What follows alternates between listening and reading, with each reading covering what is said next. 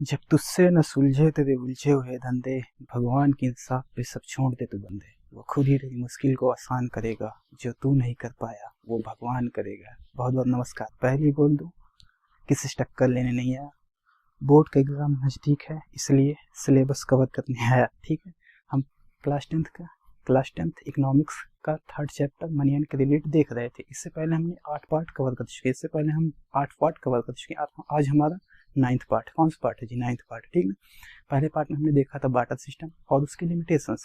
Second part में हमने देखा मनी क्या होता है और उसको मीडियम ऑफ एक्सचेंज की तरह हम क्यों यूज करते हैं।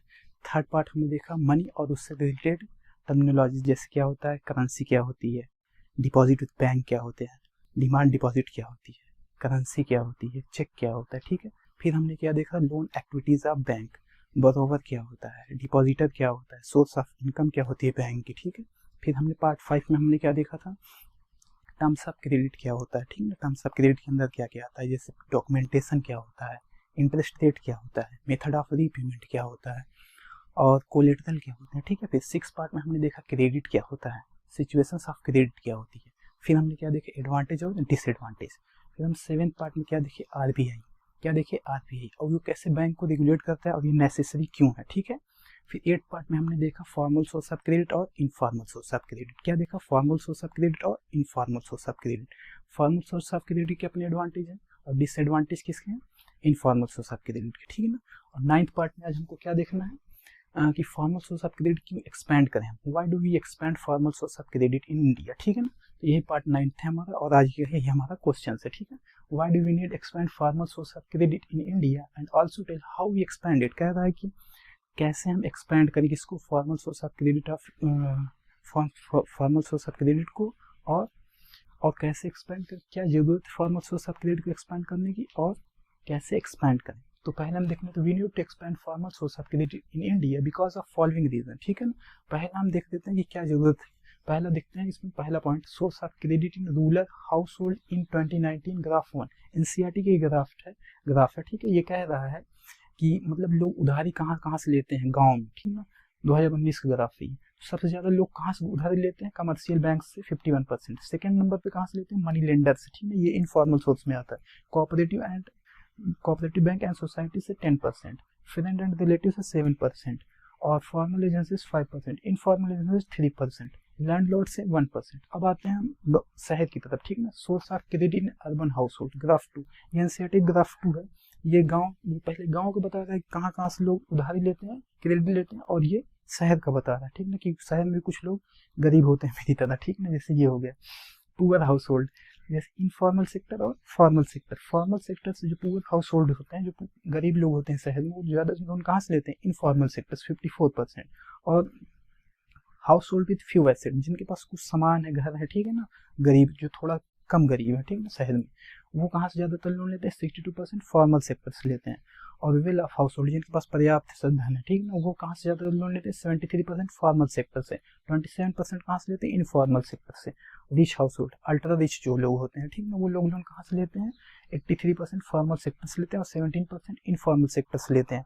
ये देखिए, ये यहाँ पे ये क्या है ना, ये कभी भी लोन लेना नहीं चाहते हैं, मतलब इनफॉर्मल सेक्टर से। ये हमेशा लोन किससे लेना चाहते हैं, फॉर्मल सेक्टर से। ये टैक्स बचाने के चक्कर में कहाँ से लोन लेते हैं, थोड़ा सा 17% इनफॉर्मल सेक्टर से, ठीक है ना, ताकि लोन का क्या हो, टैक्स का क्या हो सके, घपला हो सके, ठीक है ना, छिपाने में आसानी में। Hence, by seeing above graph, we conclude informal source of credit occupy large space in India. So expansion of formal source of credit is necessary.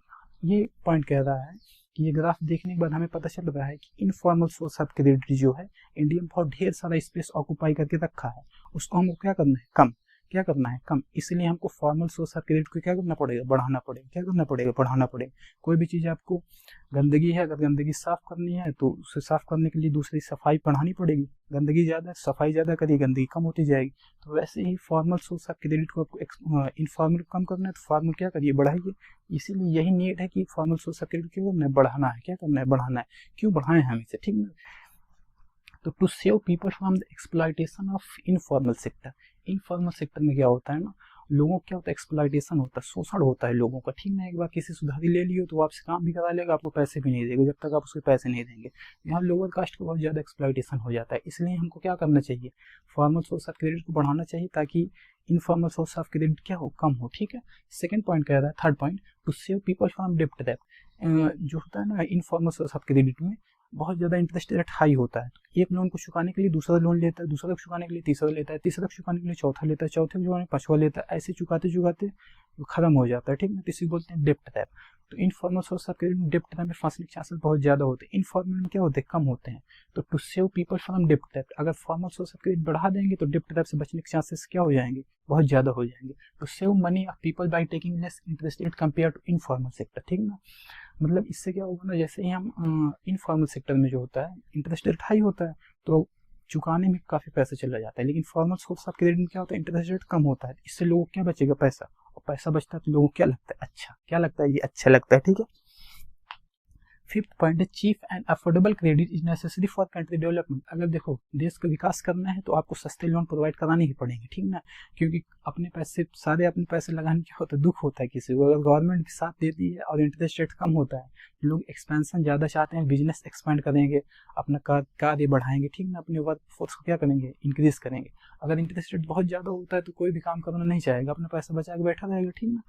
तो फिर यहाँ तक तो हो गया कि वाई डू वी एक्सपैंड, यहाँ तक तो ये सारे कारण थे कि एक्सपैंड क्यों करें हम फॉर्मल सोर्स ऑफ क्रेडिट। अब दूसरा पॉइंट आता है कैसे एक्सपैंड करें। We expanded by following ways, increasing banking service in rural areas. देखो इनफॉर्मल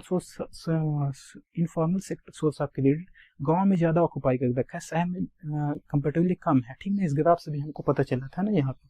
तो इस वजह से तो increasing banking service in rural area, अगर बैंक की सर्विसेज हम कहाँ प्रोवाइड कर रहे हैं, विलेज में, गांव में, रूरल एरियाज में, तो इससे भी लोग इनफॉर्मल से क्या करना है, लोन लेना कम कर देंगे और फॉर्मल से लोन लेना ज़्यादा कर देंगे। तो फॉर्मल सेक्टर क्या होगा, ग्रो होगा।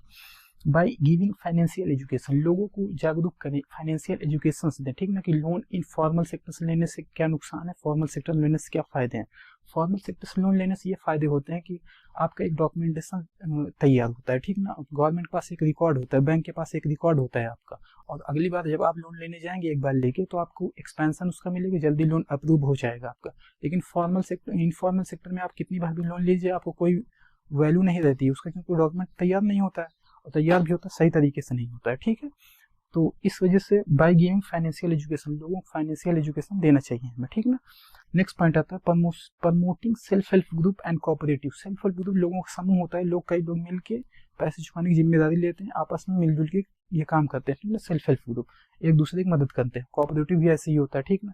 तो जब ये चीज़ें बढ़ेंगी ना, प्रमोटिंग सेल्फ हेल्प ग्रुप, तो ये लोग भी फॉर्मल, इनको बैंक लोन बहुत आसानी से दे देता है। इनफॉर्मल सेक्टर से ये लोन नहीं लेते, ये किससे लेते हैं, फॉर्मल सेक्टर से। बैंक वगैरह से लोन इनको आसानी से मिल जाता है, क्योंकि इनका क्या होता है, एरिया में इनकी पहचान होती है, तो बैंक वाले जानते रहते हैं इनको लोन आसानी से देते, फिर आपस में ये लोग अपना बांट लेते हैं जिनको जितना चाहिए, फिर महीने महीने अपना वापस करते रहते हैं धीरे धीरे, ठीक ना।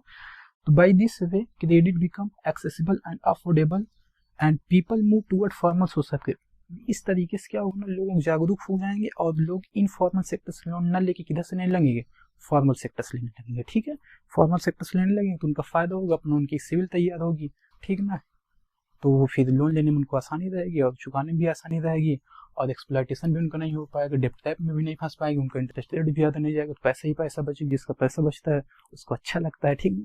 तो हमारा पार्ट 9 भी हमारा खत्म हो गया है, और आज के लिए इतना ही।